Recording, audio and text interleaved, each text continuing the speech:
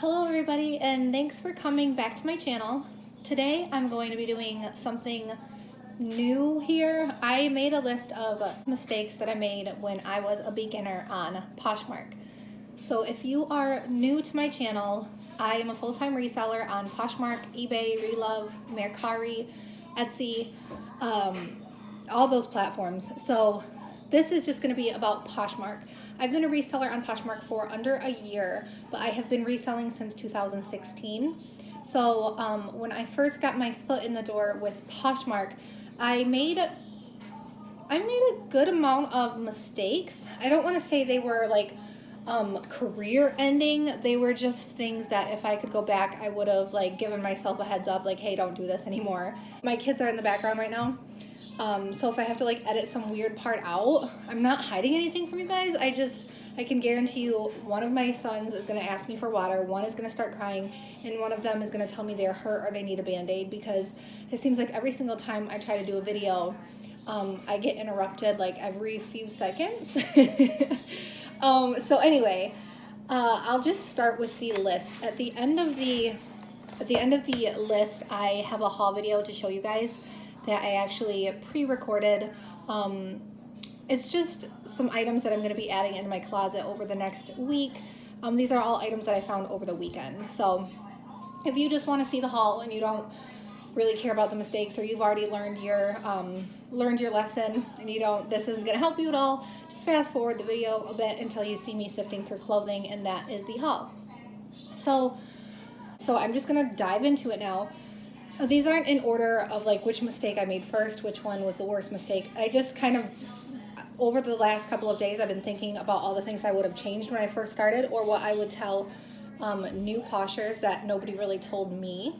So one of the first things was I worried too much about the ambassador program. So the ambassador program, like you go on all these blogs and people are talking like, oh, Posh Ambassador, and you see like who's following. When you go to somebody's followers or who they're following, you see like explanation points first, right? So special characters, and all these people have like emojis and special characters and Posh Ambassador, and people had like Posh Ambassador images, like cover shots. So I'm like, it's really like blown up, and I'm thinking, oh, I'm not going to be able to even get my foot in the door with selling on this app until I am a Posh Ambassador. I was like constantly waking up and I would share like 500 things to really get my status up. I wanted to have 200 things listed so that I could qualify. And then I got the status of Posh Ambassador, and I instantly started getting follower notifications all the time. And I'm like, yes, like here we go. Like I'm about to kick it off. And nothing happened. So the sales, I mean, I had more activity in general, but I was shocked because I'm like waiting for the activity to pick up on its own without me having to actually put any work into it, like sharing, and it didn't. I wasn't bummed out because I was still making sales, but at this point I was only like selling 1 or 2 things a day, and they were like $20, $15 and under. So I'm like, okay, like am I not, like do I have to wait on the Posh Ambassador list for a couple weeks, Moral of the story, being a Posh Ambassador is great. Some people swear by it. It gives you more followers, but a lot of those followers are new accounts who are people that actually don't come back necessarily, or they don't know how to make offers. They don't really understand how it works. So the followers aren't coming from like people who are active on the platform. So for some people, they swear by the Posh Ambassador status. For me, I think I spent too much time worrying about it. I would have rather just focused on what I was doing, which was building my inventory and getting my closet the way I wanted it to be. So another mistake I had when I first started was sharing my closet like every hour. And that is something, if you do, it is like really good. I think Poshmark said something maybe on Instagram about people who share their closet like 10 times a day are this much more likely to make sales, which obviously is true. You're putting your items back at the top of the feed. But the reason it was a mistake for me was because I was putting way too much time into sharing these items. So like when I first started, I had like, maybe a little over 200 listings, and I was just focusing like every hour. I was sharing these listings, and it was like a huge chore for me. So I'm still like, I don't wake up in the morning and say, I can't wait to share my closet. But it was one of those things where it was becoming such a chore for me. I started to hate selling on Poshmark because I'm like, this is stupid. Like, I can just go list these on eBay or Mercari, or if it's vintage, I can put it on Etsy, and I can list it and I'm done with it. I have to put no more work into it besides when it sells, or if I have to adjust the price, whatever. So I think it just wore me out to share my closet so much. I just felt like this responsibility, like, constantly. And then my OCD started to kick in. So when I wasn't sharing my closet, like every hour, 17 minutes past 5, I haven't shared my closet, you know, now my whole day's ruined. So it just, I would go back and tell myself, listen, you can cool it down a bit, keep sharing your closet daily, multiple times a day, but not to pressure myself to overdo it. It wore me out too quickly. Another one, this is a really stupid mistake. I don't know why I made it. I have no excuse because I was reselling for, you know, quite a long time before Poshmark, but I would research comps. I would research comps at retail prices.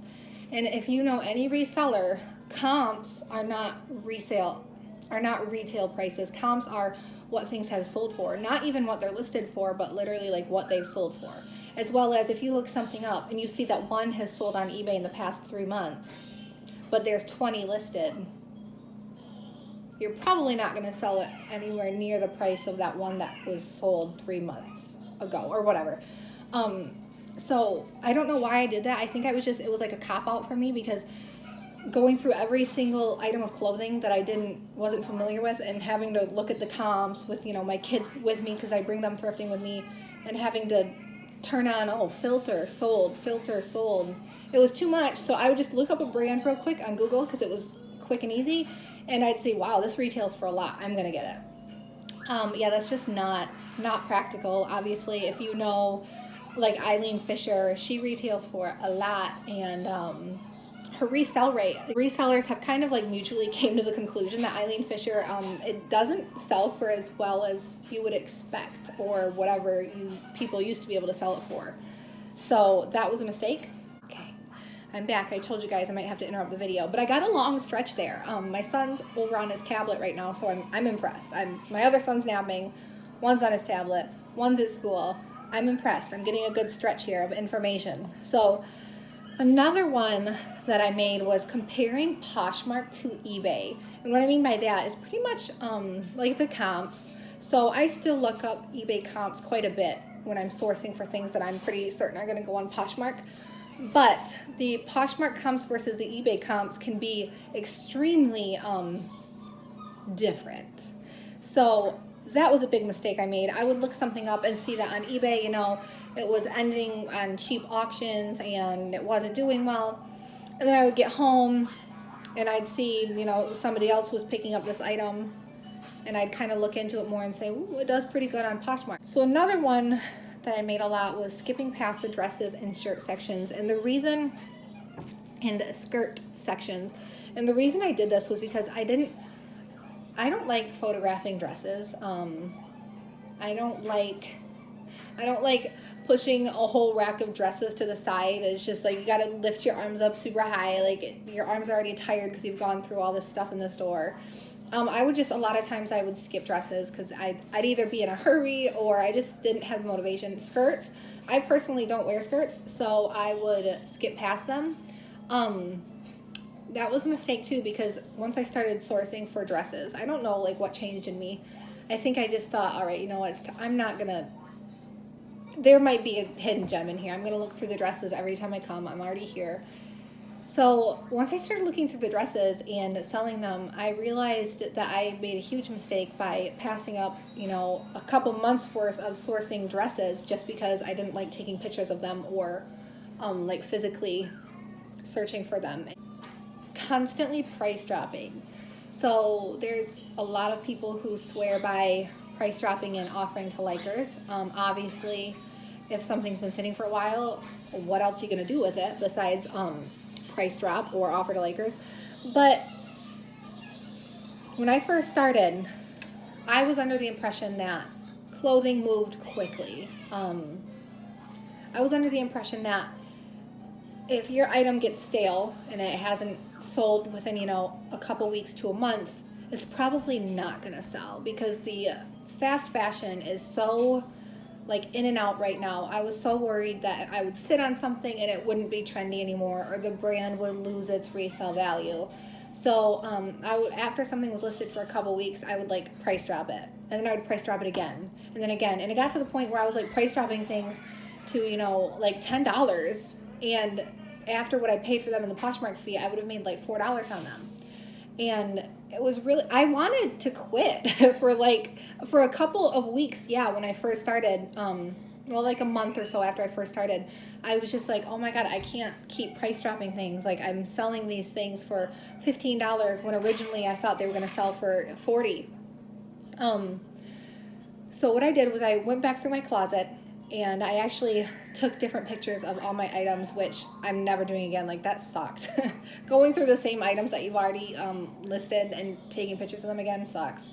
But I went through them all, and I revamped them, and I put the prices back up again. And I just kind of waited on it, and I started seeing activity on my items. I think what happened was when I first started Poshmark, I was just really impatient to get those sales rolling. So I wanted to price drop everything just because I wanted to get sales. I wanted my, Posh Ambassador status. You know, you have to have sales, I think. You have to have like 50 sales or something like that to get there. And I just wanted sales, like quick sales.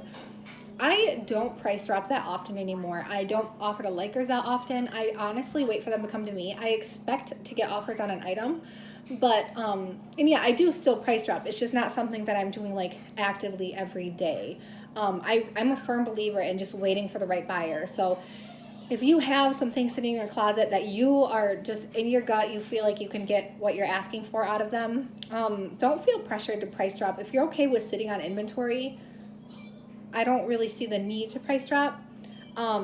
Also, another thing was when I first started selling, it was just ending summertime, so I wanted to get all my summer stuff out the door, so I could switch to the fall and winter season. But I sold summer stuff throughout the winter season, so I'm not a huge price dropper. When I do drop the price, I slash the price, right? So I don't drop it by like $1 or $2. Like, I'll cut it down like 30-40% sometimes, just because by the time I usually do price drop it, that's me like putting it on clearance. Like, okay, this has been sitting for a couple of months, it's not working out, I've sent offers, price drop. So another one was not taking a material tag picture of my items. I just never really crossed my mind to take pictures of the material tag, unless like it was a specific style, or like there was the extra button still attached. I would take a picture of it to show like, hey, this hasn't, still an extra button. But I was so flooded with people asking me what's the material, what's the blend, that it was just like overwhelming. And I'm like, why am I not taking pictures of the material tags and posting them so I don't have to like constantly run back downstairs to grab my inventory and answer questions.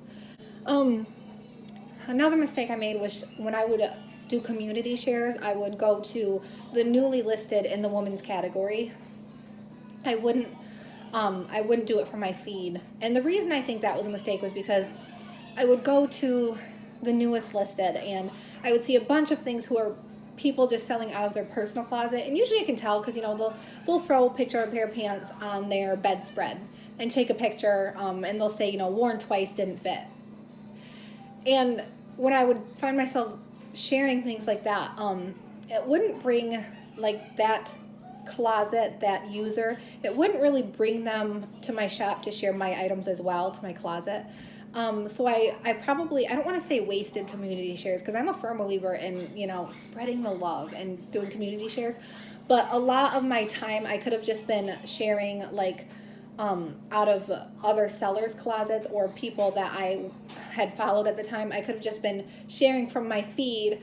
They might get 10 notifications that Honey Rags shared this, and this. So they would be more likely to go back to my closet and either look at it or spread the love and share mine as well. So that was another mistake. And the last one, this one is probably like one of the most important to me now. Was just, I would put in, at the beginning of doing my Poshmark closet, I would put in anything that I thought would sell, anything that sells. I was putting in like a lot of things that I personally thought were like not my style.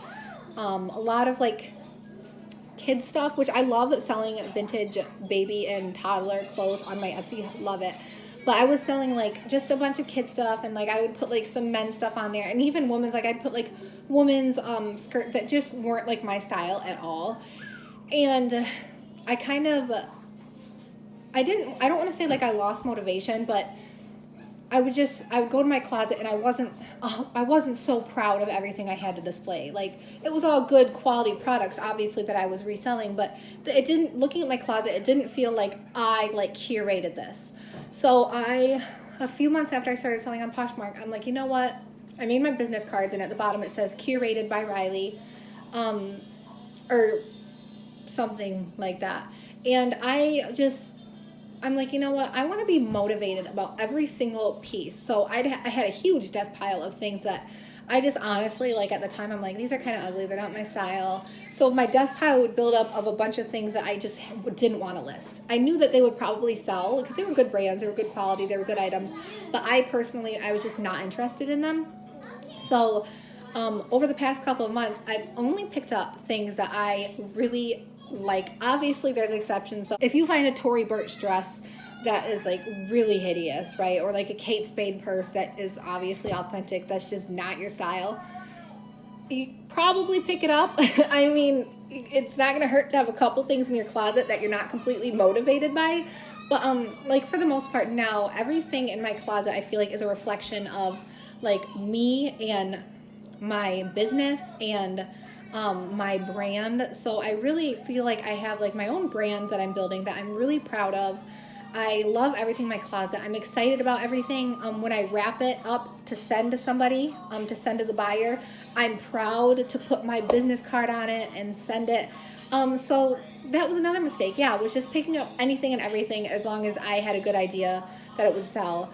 Now I don't do that. Now there's a lot of good things that I've left behind purely because I probably wouldn't have much interest in them, and they'd end up at the bottom of my closet, 500 items down, just sitting there. Like I'd like try to quick share them, get them out of the way so I could share my good stuff. Like that was a big mistake too, because even when I'd go through my inventory, I'd like pull something out when I was looking for something and I'd be like, can't wait to get rid of that. So now I'm like, I only pick up things really that I'm really motivated by, that I really like. Not necessarily even my style, but just that I'm proud to display, basically. So hopefully you guys enjoyed this video. Up next, I'm just going to show you guys my haul. Where was I going with this? I've had a long day. Oh, I've probably told you in the video, but the haul is really like bread and butter brands. I didn't find anything stunning. Well, actually, I take that back. There's one thing I'm really excited to show you guys. So if you want to see that, keep watching the haul. If you guys like do some of these things that I just said were mistakes for me, please don't take it personally. I definitely want to put that out there. These were just mistakes that I made purely because it didn't fit my business model or didn't fit my like personality or my lifestyle, whatever. Don't take it personally if you guys still do some of these things, and if it's working for you, just keep it up. These are just things that I would have told myself I wish other people would have told me before I started selling on Poshmark or in the beginning. So as always, thank you so much for watching. I hope you guys enjoyed the video, and I'm just gonna cut out to the haul and then hasta la vista. So my Instagram name is honey.rags, and if you don't follow me on Instagram and you have an Instagram, you totally should, because I post there either daily or multiple times a day, so there's a lot of content on there as well. So thank you so much. The first few pieces that I'm going to show you guys, I didn't pick up due to the brand, but I picked up due to the style. So the styles are what I think are pretty special, pretty cute and exceptional. I picked up this violet and clear top.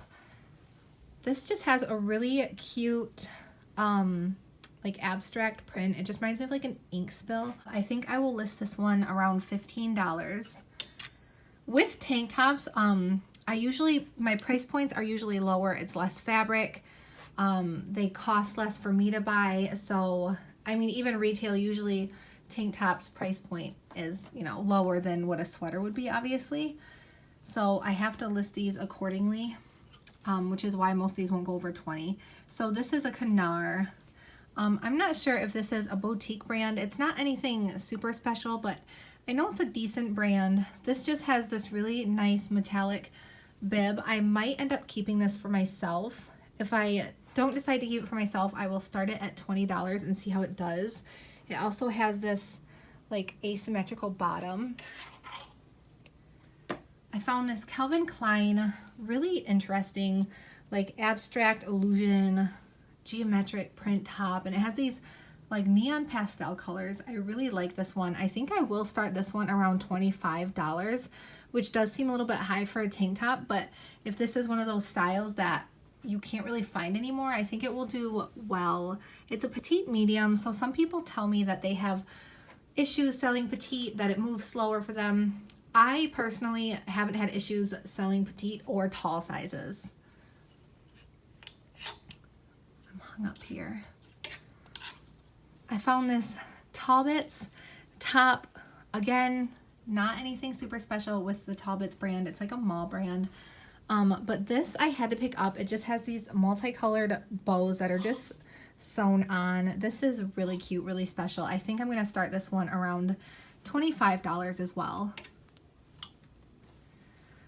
Cynthia Rowley. So this one I picked up because of the style. It reminds me of like a referee. I don't know if these are cherries, but I think I've seen this exact print before. I'm not sure if I saw someone else selling them or I actually saw it in store. But I think I will start this one around $15 to $20. I'm going to try to look up this print and see how well it does. This one I picked up because it's new with tags and because of the really cute contrast pattern. It's just a loft outlet. Because it's new with tags, I'll probably start it off around $20, even though like loft outlet doesn't do well as loft as far as the price point. I found a Millie for Design Nation.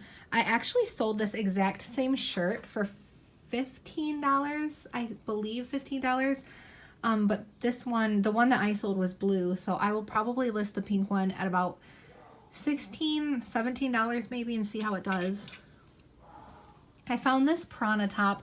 I've been trying to stay away from basic colors just because they're not as captivating for, you know, people that are going through my closet. If you just see a bunch of minimal, even though minimal is like really in right now, I just want more eye-catching things. But this feels brand new. It has this raw hem at the bottom, like this cut off, I shouldn't say raw hem. It just has this cut off fabric at the bottom.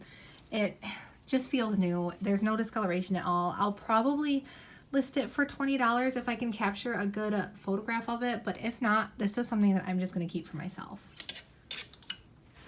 I found this Beatles top.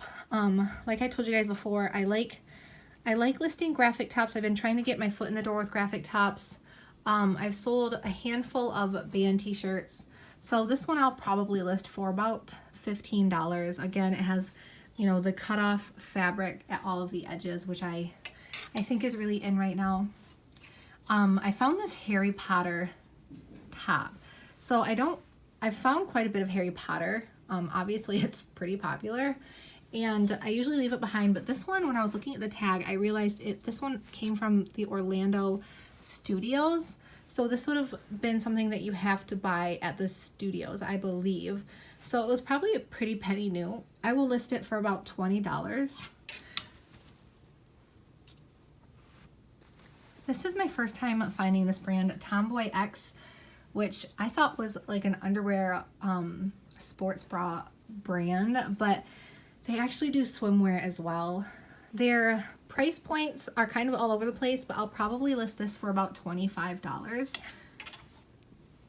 I found I don't know how to say this, Aran Crafts. It's Ireland.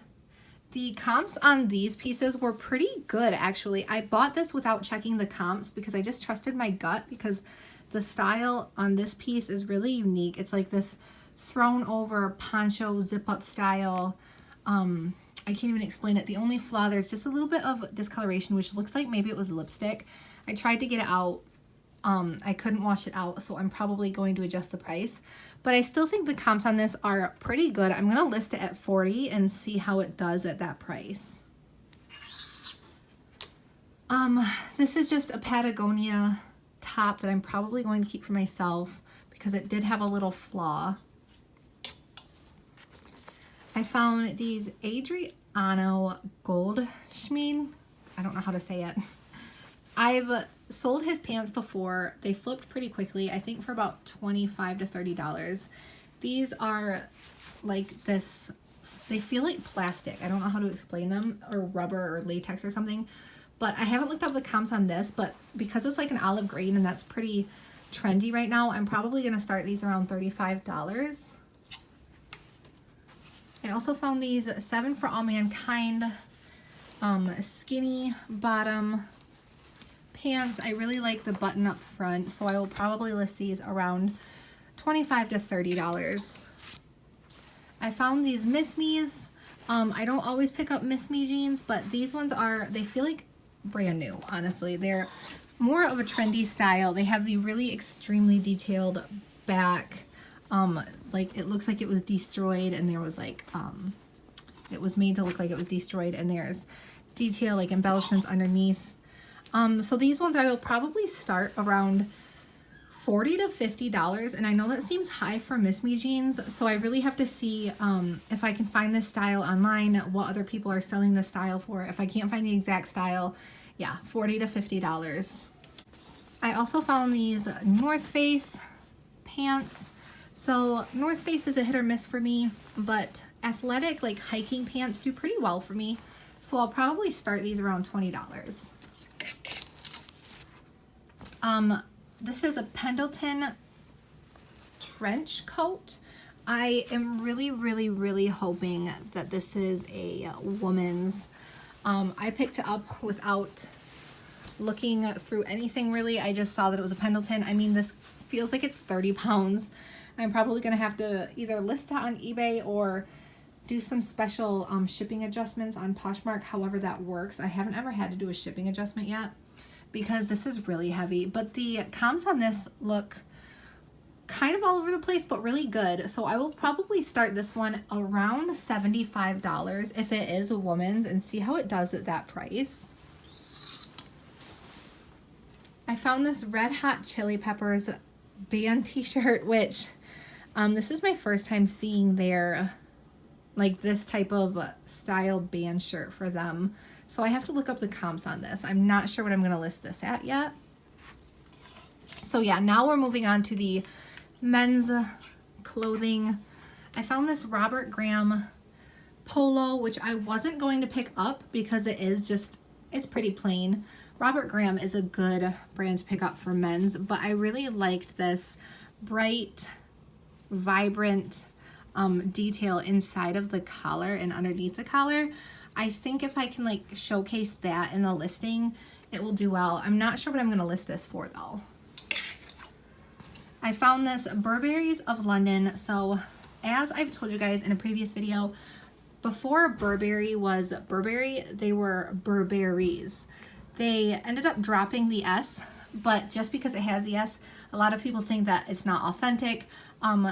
It is authentic. It's just an older style because eventually they dropped the S. I'm not sure what I'm going to list this for either. Probably not much because the style isn't anything special and it is older, but it's really hard for me to leave behind Burberry anything. Moving on to the accessories, I usually don't have many accessories or shoes to show you guys, but I am so happy with the finds. So let's just do the best first, I guess. As soon as I saw this purse, I actually couldn't reach it, but it looked familiar and I could just pretty much feel the bottom of it because it was so high I couldn't reach it. And I knew right away that it was special. I guess you can just tell like when you touch something, when you've been doing it for a while, or if you're just somebody who's really into like luxury designer, you'll know the difference when you feel something. But I had my fiance get it down for me, and as soon as I opened it, my heart was beating so quickly because Roberta Di Camerino. So she is, I believe, an Italian designer. Her handbags, they retail for a lot, and the comps go, they're all over the place. Some comps were like in the 300s, some were more like 70, 100. But this is, I think, a newer style. I'm not totally sure. I don't want you guys to completely trust my word. I'm definitely not an expert when it comes to this designer. Obviously, it's not going to bring me like hundreds of dollars, but I don't know. I have to look at the comps. It's really hard for me not to keep this for myself, but I'm using, it's like this accordion style, which I really love. I'm using diaper bags right now because I have young children, so it doesn't make sense for me to keep a small purse like this that I won't be able to use. But this is definitely my best find of 2019 so far, honestly. So moving on, I found this this hat. It says, "In Pizza We Trust," with this like baby doll pink. The comps on Jack Vanek, I don't even know if I'm saying that right. I mean, they're not anything great, but that's pretty, it's a pretty trendy style hat. I'll probably list it for like $10. Nothing major. Maybe it can be like an accessory add-on. So these, I could not resist. You guys, these are the smallest Crocs I've seen in my life. They're like infant Crocs. And I don't even think I'm going to make my money back on these. But I've never seen something so cute. I'm like, I have to have those because if one of my friends has a baby girl, these are going to steal the show. Those are so cute. I found these Via Spigas, which this is my first time finding Via Spigas. But I looked up the comps on these, and a pair of red ones that were the exact same style sold for $35 a few days ago. So I'm probably going to list it at $40, which is, you know, a hopeful price. But on Poshmark, you always expect to get offers and whatnot. I just found these Morel loafers for myself. And then I also found these Bowden shoes. There's some wear to the bottom, but I only paid $4 for them. And the tops look fine. I don't know why the bottom looks so worn out because they look pretty good from the top. So yeah, it just has like this animal print with this fuzzy exterior. I don't know what I'm going to list these at. I'll probably start them around $30 just because animal print is trending right now. So those are my accessories that I found.